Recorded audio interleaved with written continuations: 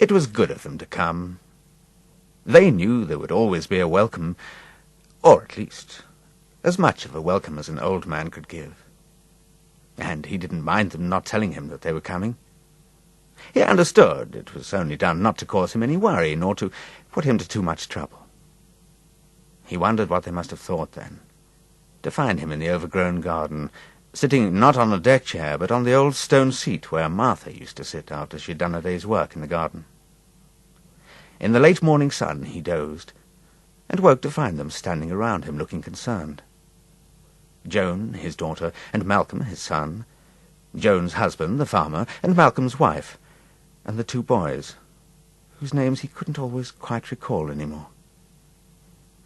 For a moment, standing there with the sun in her eyes, Joan looked so much like her mother that he thought it was her.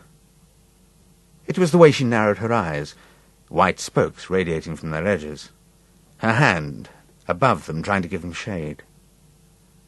Martha had always done that, as a prelude to wiping her brow, and it was strange to wake up and find Joan there, in her summer dress, looking just like her mother, who'd been dead for 5 months and 2 weeks.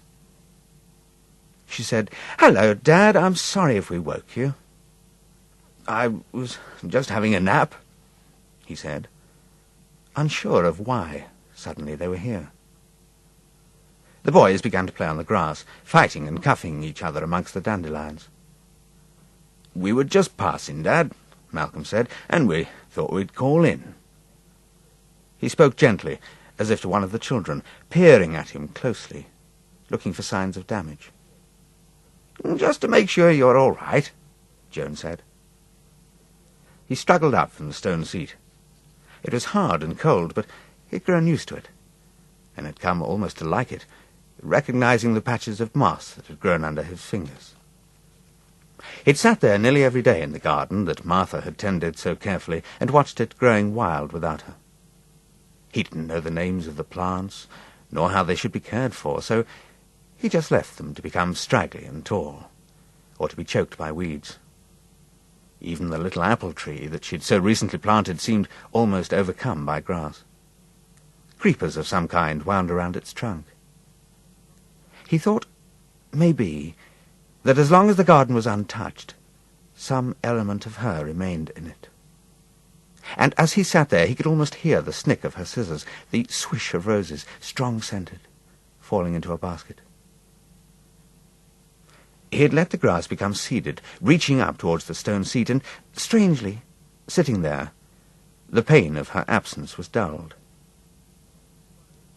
They went into the house. "No need to worry," Joan said. "We've brought everything with us."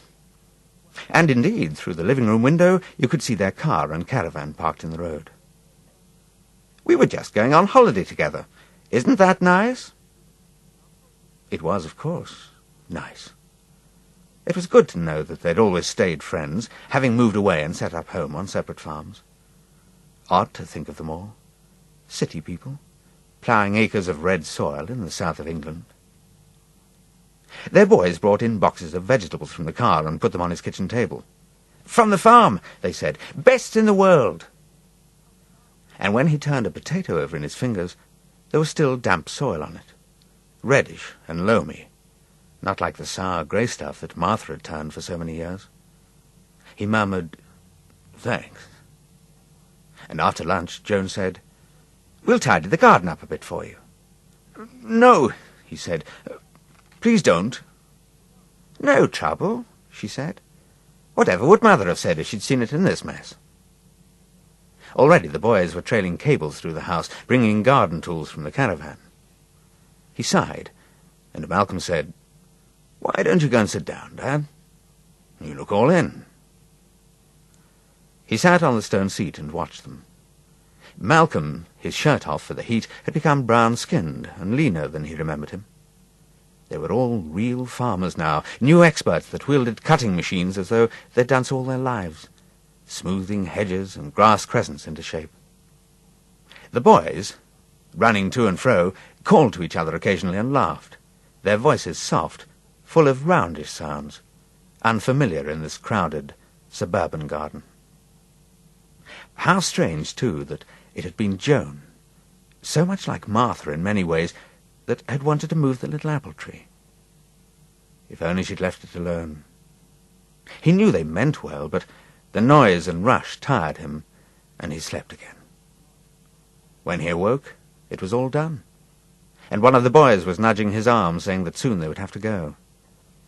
The grass was neat, and the hedges trimmed square and sharp.